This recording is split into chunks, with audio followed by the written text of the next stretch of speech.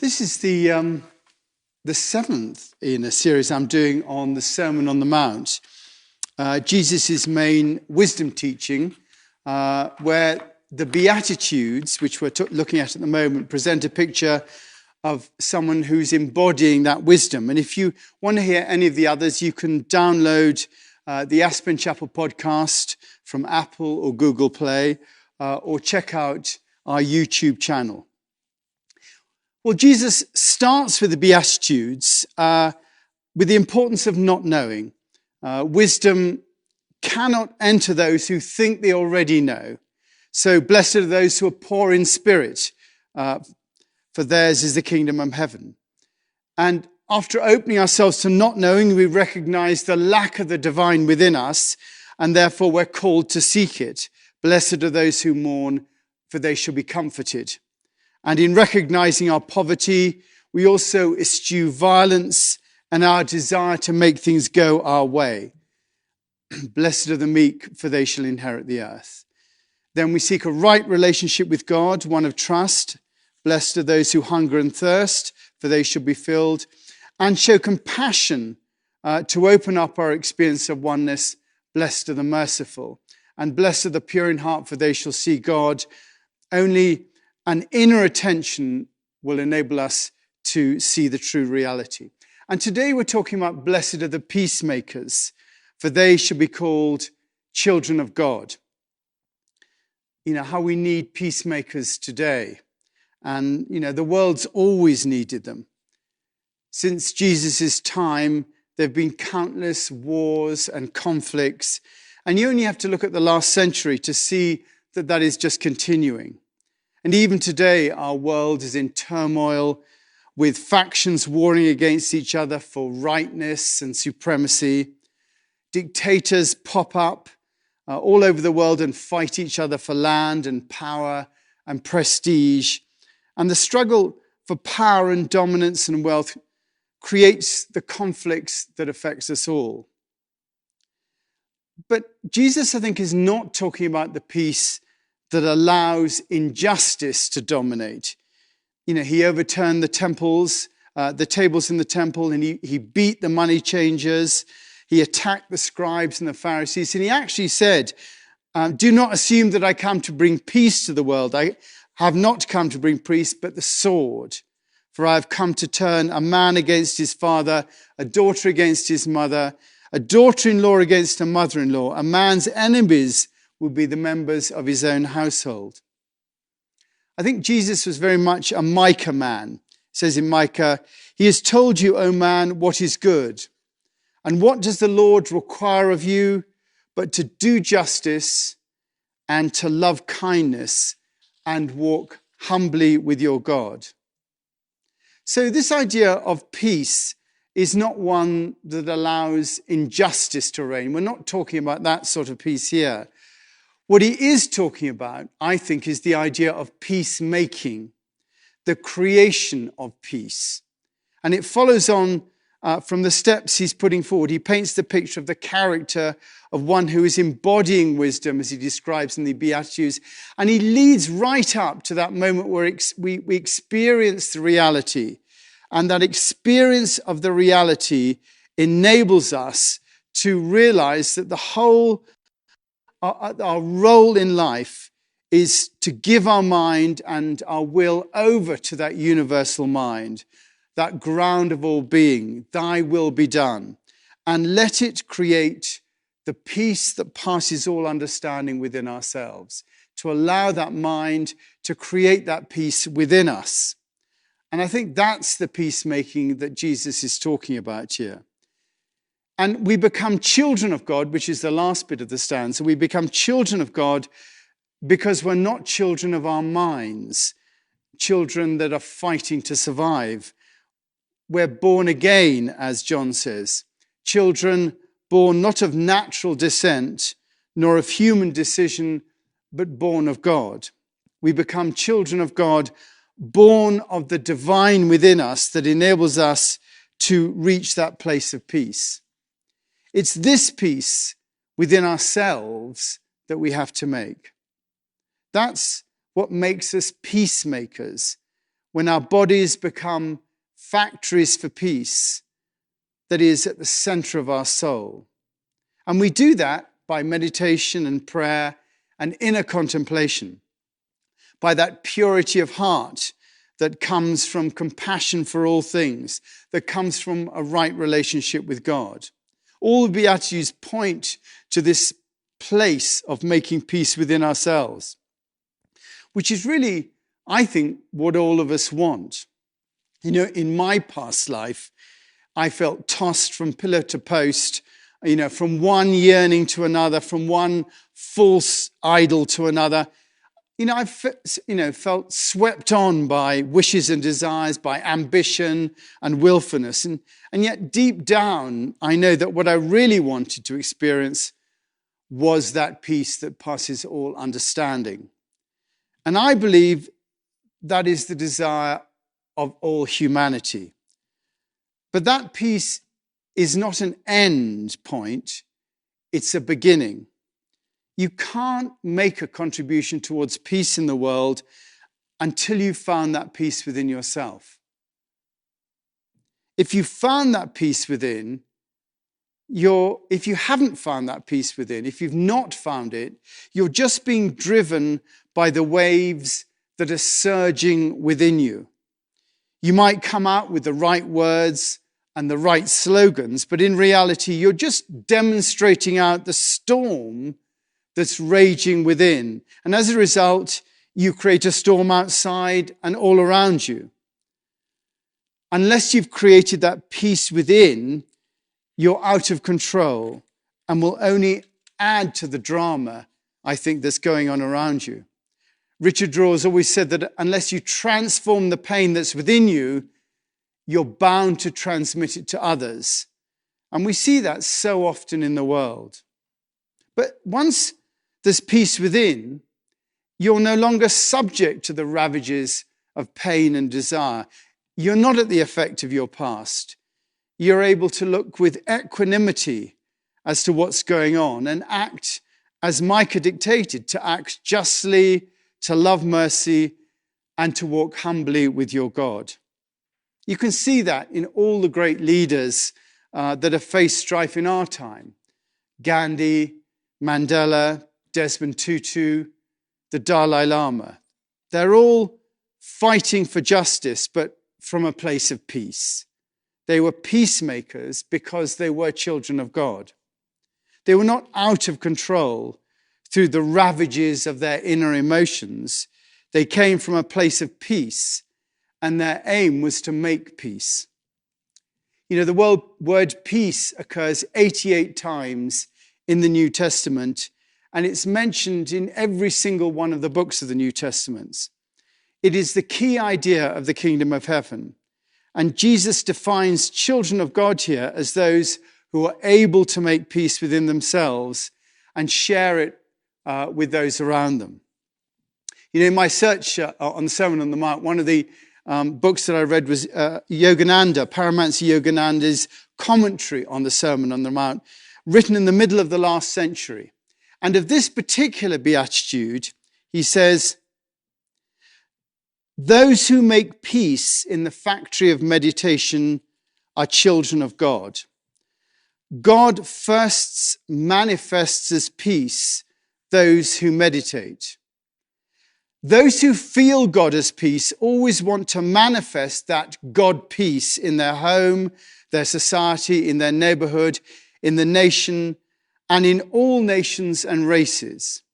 Anyone who brings peace into an inharmonious family establishes God there.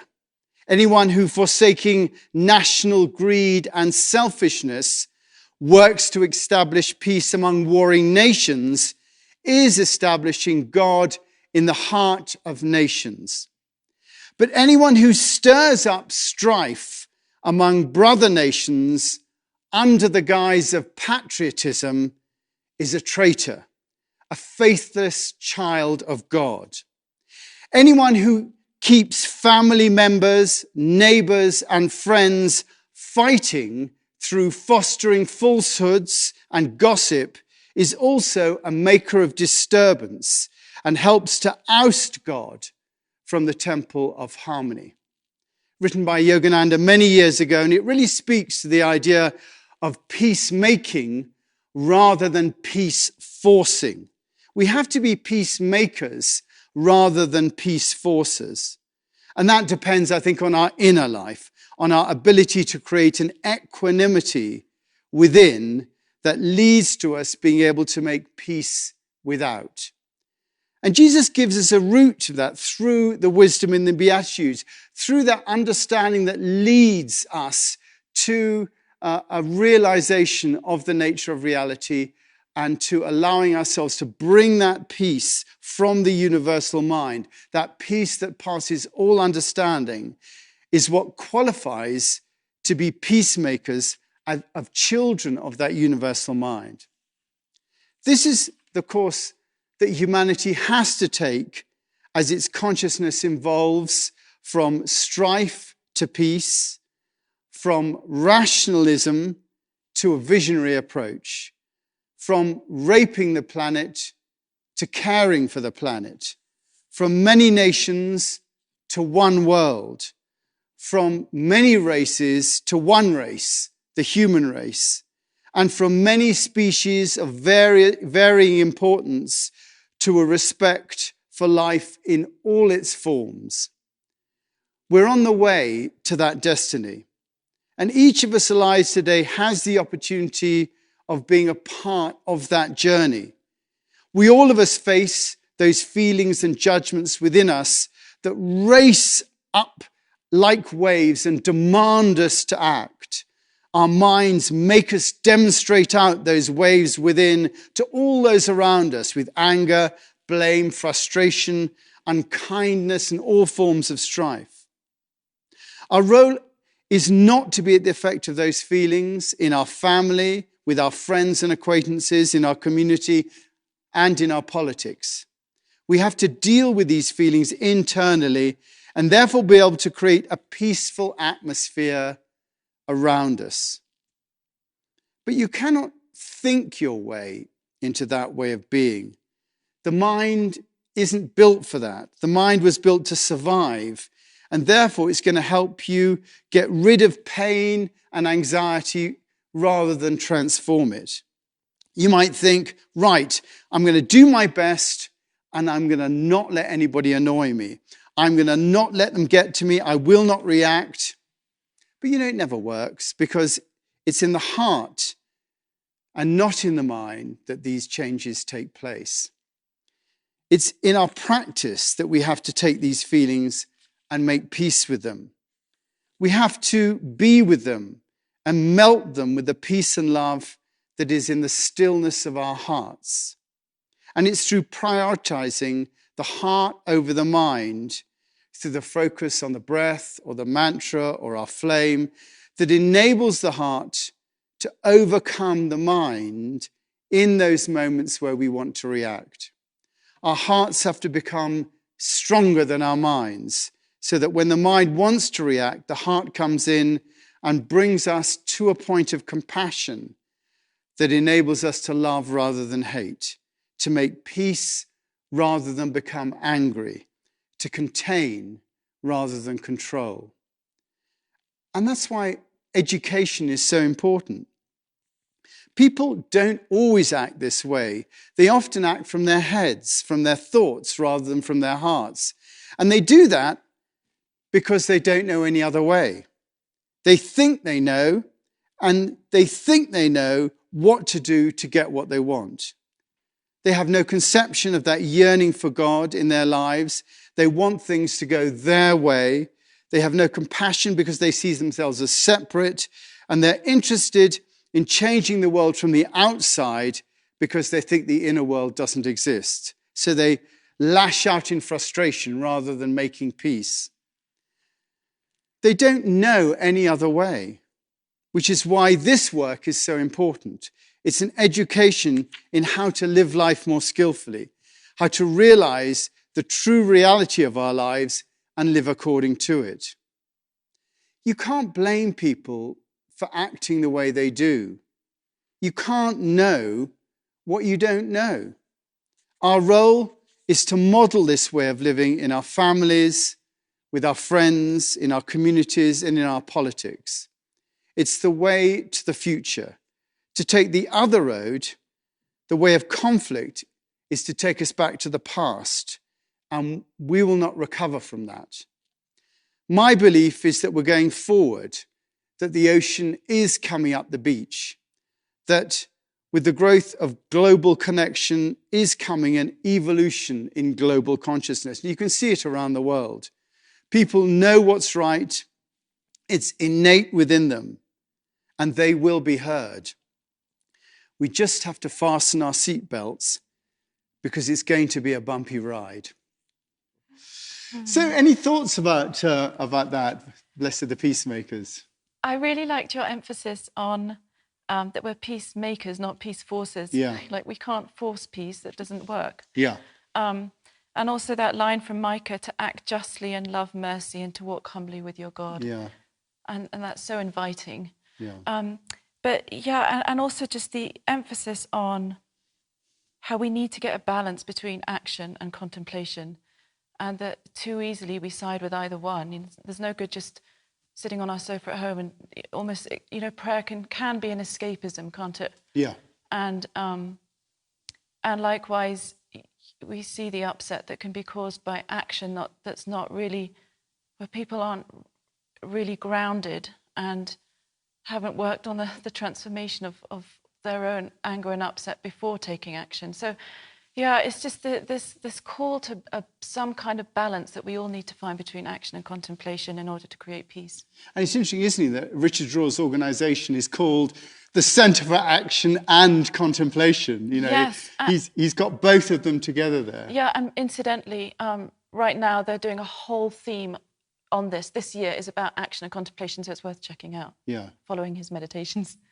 But I think it's interesting that the requirement is to create peace within ourselves before we can go out. And that just makes so much sense, the idea that, we do have all this sort of stuff going on, stuff within us. And until you can calm that down, until you can be centered in yourself, how can you create peace in the world, really? Because you're just being, again, part of the problem, because you're going around, just amplifying the pain and anger that's within you. Yeah, Gandhi said, in a gentle way, you can shake the world. In a gentle way, you can shake the world. And I love that. That's just like, it's so empowering. There's so much we can do. And then out of that place, I think true justice then flows sort of naturally and in a generative way, rather than, creating more in a different sort of negativity, I love the way it all hangs together, the idea that blessed are the peacemakers, for they should be children of God. And the idea that Jesus always put forward is that, you have to be born again, you have to be children of God. And really that means you don't come from your material, desires and all that stuff. You come from the heart that's within. You come from your soul. And you're born of that universal mind, that ground of all being, and you manifest that ground of all being. Yeah, and like you were saying as well earlier, just the emphasis on practice being a place where we can do this and start to find, those qualities.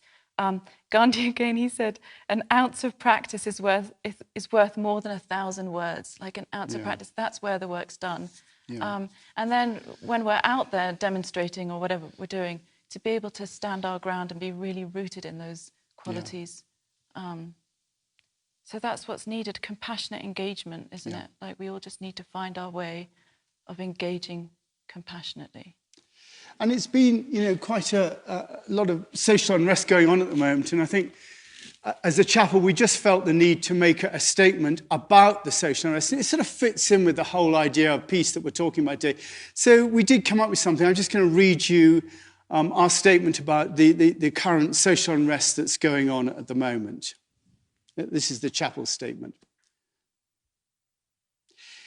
It is an evil peace that is kept with humanity under a knee, an order not worthy of law.